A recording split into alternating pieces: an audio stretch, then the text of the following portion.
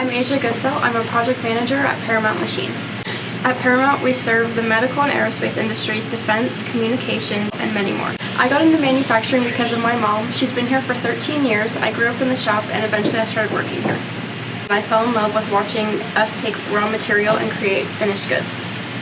Some of the challenges I faced in my career are being so young in this industry and being a project manager. I'm the youngest project manager in the shop, and a lot of customers are very surprised when they meet me. A lot of my friends are in college, and I chose to work full-time instead, so it's a little different, but I love it. I've been very involved with the UMA, and I won the Rising Star Award at the banquet last year. To any woman thinking about entering manufacturing, I say just go for it.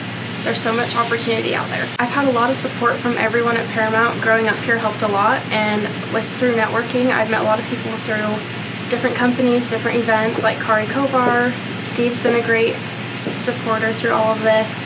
Lauren Frisch, all these amazing women to look up to.